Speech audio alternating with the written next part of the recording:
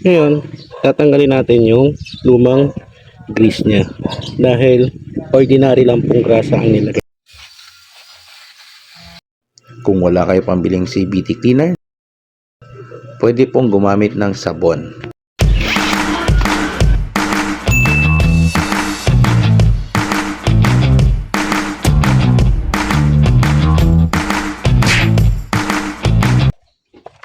Ang unit na to is Yamaha NMAX. Alam naman natin lahat na napakadali lang mag-maintain ng panggilid ng mga scooter. Aerox, NMAX, Click at iba pa.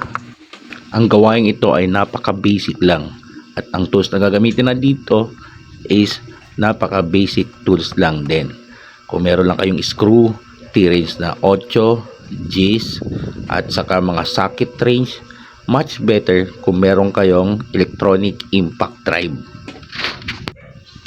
Napakadaling gawin ito lalo na kung gugustuhin ninyo at makalibre ng maintenance ninyo every month or every change oil ninyo at tune up.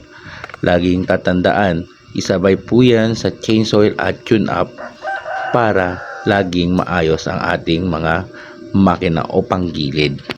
Baguhan ka ba o walang idea sa mga panggilid ng scooter? Panoorin nyo po ito simula umpisa hanggang sa huli. Nandito lang po si Kamots para magturo o magbigay ng konting idea para sa mga nagtitipid at gustong matuto gumawa kahit papano ng mga panggilid ng mga motor. At sa ibang video ko po, makakapanood din po kayo ng ibang mga tutorial na mapupulutan ng konting idea at aral. Ano nga ba dapat nating unahin pagtanggal ng panggilid ng mga scooter? Kadalasan po sa mga scooter, may mga plastic cover po yan. Kadalasan, screw lang po yan or allen wrench. Plastic lang po yan kaya dandahan lang para hindi mabasag. Pangalawa, may dalawang tornilyo po lagi yan sa mga scooter doon sa lagayan or holder ng airbox po ninyo. Kailangan pong tanggalin yun para mabuka at matanggal ang plastic cover. Pagkatapos nun, matanggal mo katulad ng ganyan, kailangan nyo po ang T-range na 8 or impact range na number 8. Mas mabilis pong gamitin ang mga ganyang electronic impact po kaysa sa mga manumanong T-range na 8. Laging tatandaan, kung wala po pambili niyan, okay na po ang T-range na 8.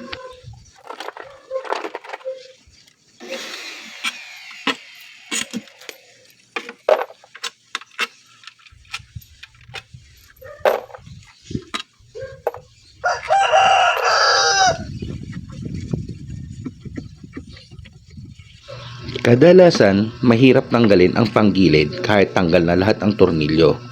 Sa kadahilanan, may dalawa po yan dowel post na pinaglalagyan ng tornilyo sa ilalim at yun po ay nagkakaroon ng kalawang or corrosion kaya minsan mahirap pong tanggalin.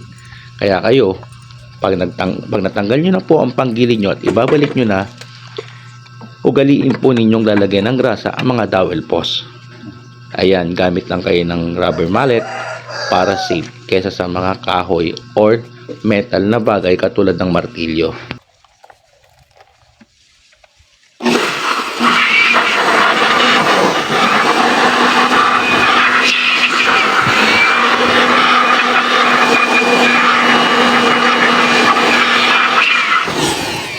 At uugaliin nyo rin po, yan katulad ng ginawa ko, kung meron kayong compressor or electronic na blower, i-blower nyo lang po yan kasi yung mga pinagpudpuran ng clutch lining ninyo ay naasira po sa baga natin.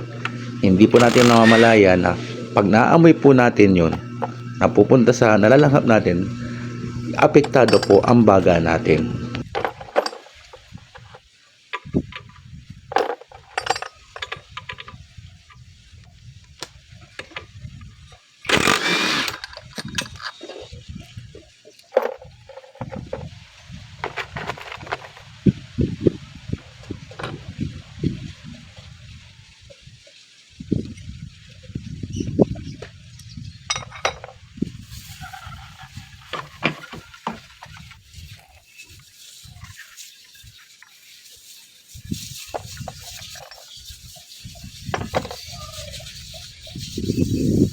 nililiha niya, oh. Dapat hindi nililiha to. Ang mga clutch lining po natin, huwag po natin ugaliin na lilihahin. Dahil pag niliha po natin yan, hindi po natin alam kung pantay ang pagkakalihan natin. Kapag hindi pantay ang pagkakalihan natin at hindi pantay ang clutch lining, hindi rin po pantay ang kain niya sa bell. Mas mainam po na sabunin na lang ang clutch lining, gumamit ng Scotch-Brite Ito. or toothbrush para malinis ang clutch lining po natin.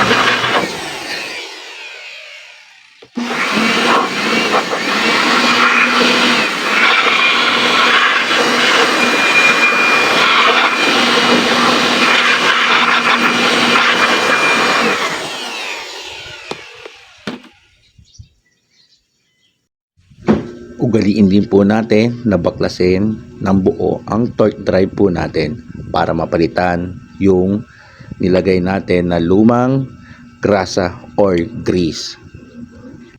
Napaka-importante po yung linisan or baklasin lahat kasi diyan po napupunta yung mga alikabok or napudpud na clutch lining natin at dumidikit dyan sa mga grasang yan. At ang cost ng pagkadikit ng mga alikabok sa grasa ay para na po siyang liha.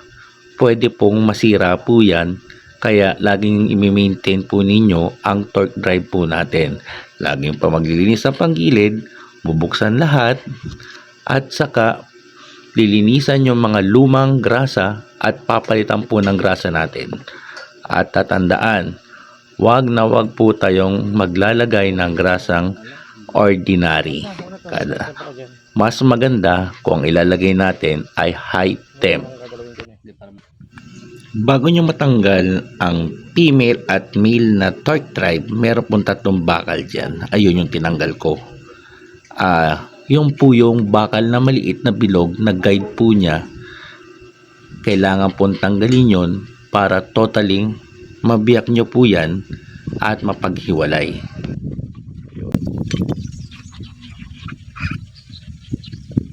Swabe. Ito ang linisan mo. Yan yung linisan mo.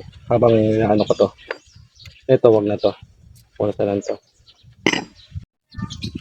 Siyempre, gamit tayo ng high temp na degreaser. High temp na grease, no? So, yung binibigay sa atin ni Sir JM is ordinary na grasa. Wag na wag po natin gagamitin to sa mga panggilid natin, no? Tatandaan, laging original na high temp. Much better kung top 1 or mas maganda yung kung ano meron kayong alam na brand na mas lalagpas pa dito or papantay kay top 1 na high temp grease. Okay, tatandaan po yun, high temp grease. Kita ba sa camera? Mas maganda po ito. Paglagay natin dito sa gilid natin, torque drive, at saka dun sa pan lipstick sa mga pulley, sa mga rod natin. Okay? Ngayon, tatanggalin natin yung lumang grease niya dahil ordinary lang pong grasa ang nilagay ni Sir JM. Matatanggal nyo yan. Pasahan lang po, tapos ungkit to sa pinakadulo. Ayan, diba?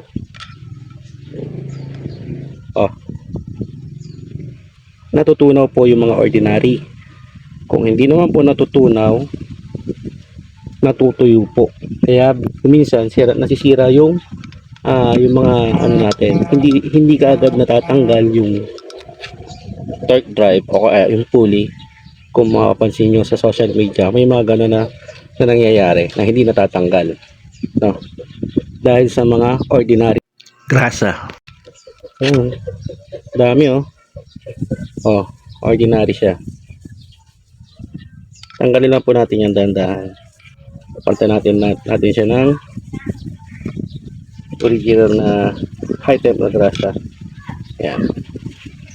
Sir, Pagkatapos natin linisan at tanggalin ang lumang grasa, syempre lalagyan na natin siya ng high temp na grasa sa loob para hindi masira ang bearing niya.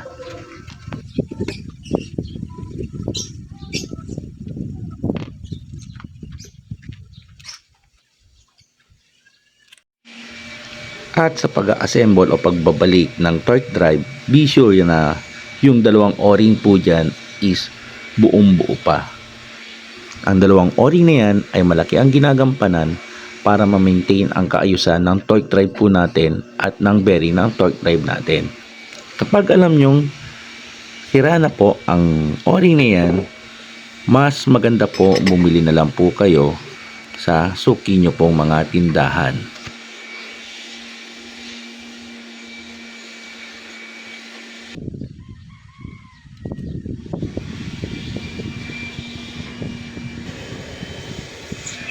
Kapag okay na po ang lahat, pwede na po natin ibalik ang roller guide niya na yung tatlong bakal na tinanggal natin kanina.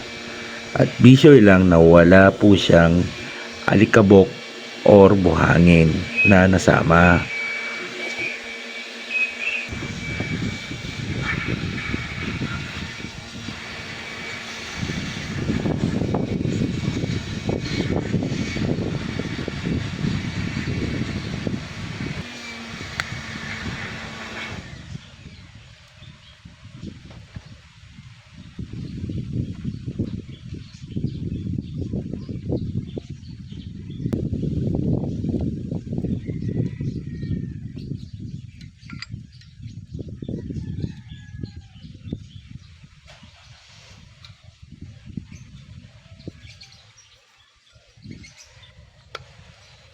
Pag tinulak po natin siya, be sure na tutunog po ng ganon para sure na sure po tayo na nag-lock po siya at lumapat.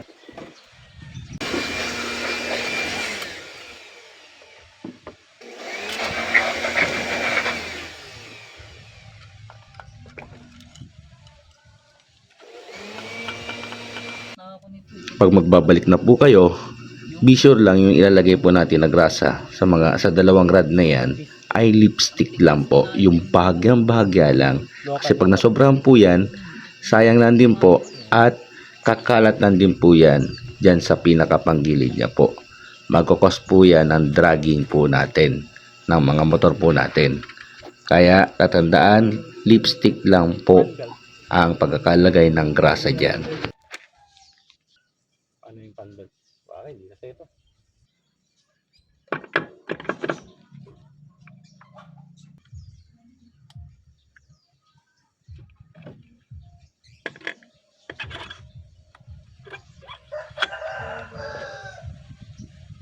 Washer. Pinakapalan ko na yan. Bitin na lang. Yung washer niya.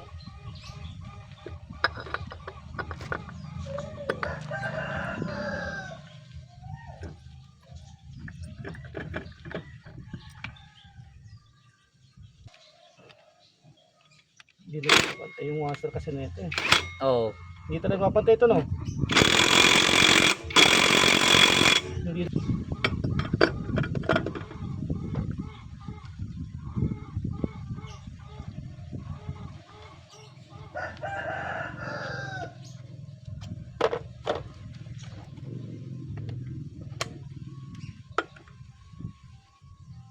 Ang mahal niyan yung presyo.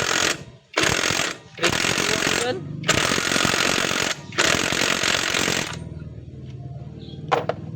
RS8. Start muna. Panigurado.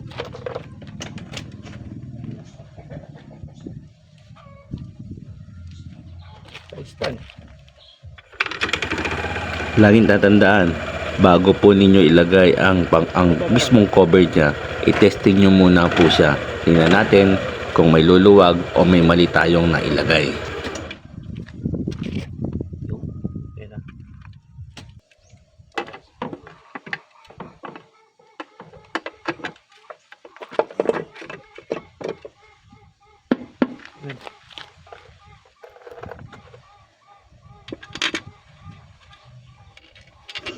Kaya po tayo voice record ngayon dahil yung part na pong ito, pangalawang motor na pong ginawa natin to kay Sir JM. Nagmamadali na po sila kasi may pasok po sila at may pasok din po tayo. Maraming salamat po sa mga nanonood sa atin at sa mga sumusuporta. Sana kahit papaano may konti tayong idea o na natutunan sa munting video ito. Don't forget to subscribe naman po, palambing sana po sa inyo. Salamat at sa muling pag-upload po natin ulit.